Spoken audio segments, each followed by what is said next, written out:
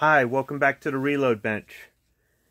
So I've got a friend who says, don't complain unless you can offer a solution. And I think those are good words to live by. I think it says something about somebody's character if they want to complain about something, but they're not willing to do anything to help change it. Now, don't get me wrong. Sometimes when you see something going on and you complain and you do offer a solution, the other person's going to say, that's just too hard to do, or you don't understand how it really works here, or I'm not willing to do that, or that's not reasonable, or whatever it is. Sometimes the other person, when they rebut like that, I think they have some validity in what they say as well. And then other times, I think it's just a cop-out. They're admitting that they're lazy.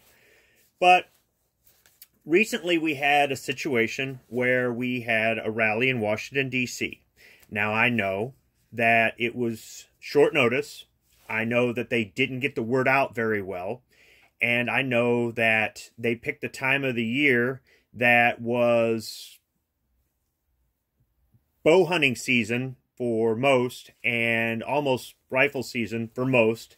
So I'm not saying that the timing was bad, because there's other times in the year where maybe it's not a good idea to, if you want to get numbers, to actually have this event. But there were some things about this rally that made it right off the bat difficult for people. Now, some people had reasonable explanations why they couldn't make it. They're on the other side of the country, and with that short a notice, they can't afford the airfare. Makes absolute total sense. Their vehicle's not reliable enough or broken down. Makes total sense. They were sick. Makes total sense. Couldn't get out of work. Didn't have any vacation days left. Something like that. Makes total sense. They were already committed to some other event or something else going on. Already had their funds or their vacation time or whatever it was committed towards that way in advance before they even heard about this thing. Makes total sense. Some people were saying they just didn't have the money. And that one makes sense to some extent. I can tell you, I went from Michigan to Washington, D.C. and back. Stayed overnight in Washington, D.C. It didn't cost me a lot of money. It really didn't. If I can do it, you can do it. So from that standpoint, some people, I think it was an absolute total cop-out, and other people, I get it. Maybe you just spent all of your savings on fixing your vehicle. I know what that's like. So in response to that, I want to offer a solution instead of just complaining about the lack of turnout for... Now, don't get me wrong. The explanations, absolutely valid.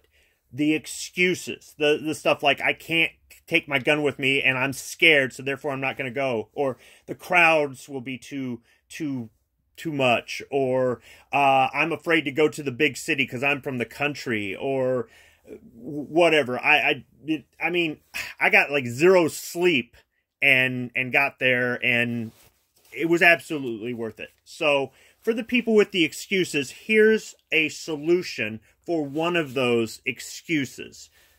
So when I get paid, or my wife gets paid, I go down to the bank and I get some cash. We do a budget, and we have a certain set amount of cash for the week to pay for things that are cash only, or things like tips at a restaurant, or whatever it is, just to have a little bit of cash on us. We do most of our stuff with a credit card, but we have a little bit of cash here and there. Now, some people want to go to the ATM machine. They don't want to deal with the bank. And if you've got an ATM machine that doesn't charge any fees, I guess, sure, whatever. But realize this. The more you go to the ATM, the more the bank is going to cut the number of tellers they have. And when you really do need a teller, it's going to be all automated, and you're not going to have a real person. I go in and I see my tellers every week. And they know me. They call me by name. They don't have to see my driver's license when I make a withdrawal. It's a very friendly atmosphere. And when I leave with my cash, they give me free envelopes to put the cash in if I want it. One teller even puts a smiley face on there for me. Now, you're saying, what do these envelopes have to do with anything? Well, these free envelopes and a $1 Sharpie, take your pick what color you want. You simply mark an envelope next to a rally. Note this says 2A rally, not Washington, D.C. rally.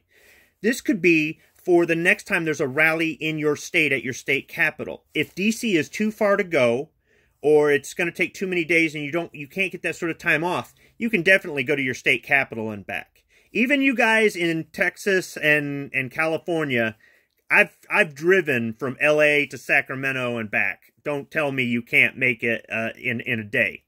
Okay, Alaska maybe a little bit more different because you got to fly there.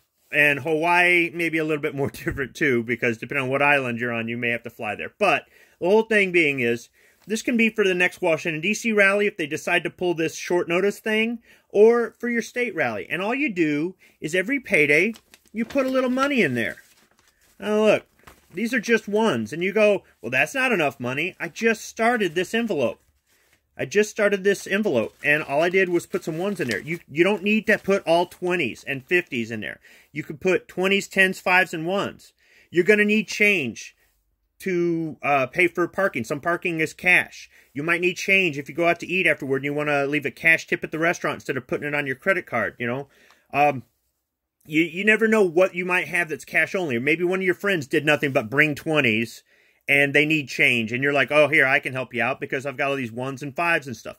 So maybe one week you put a $20 bill in there. Maybe another week you put a 10. Maybe another week you put a couple 5s. Maybe you skip a week here or there because you're a little bit short on money. Maybe one week you've got a little bit of overtime on your check or you got a bonus or something like that. Just throw a little money in there. And before you know it, you've got cash so that you can't use the excuse, well, I didn't have enough money. You can also do this with other things. If you can see this, NRA, May 2019, Indianapolis.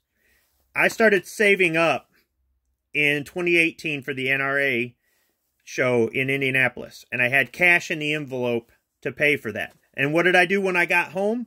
I just scratched it out and just changed it to Nashville for next year. And there's not a lot of cash in there. There really isn't. I haven't had as much money as I wanted. Not every payday have I put money in this. But I've put some.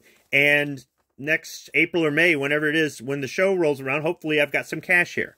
So this is just a little bit of advice from me to you. If you don't want to take it, don't take it. You know, that's up to you.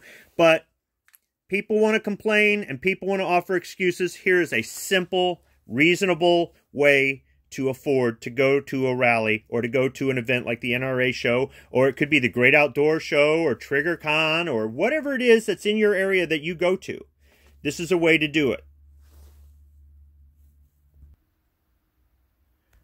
And all we do is open up the old gun safe. We just put them in here for safekeeping. Maybe we need a little paperweight. These things make good paperweights right here. And we'll open it up again next time we get some money out of the bank, and we've got a little extra to put in the envelopes. Thanks for watching.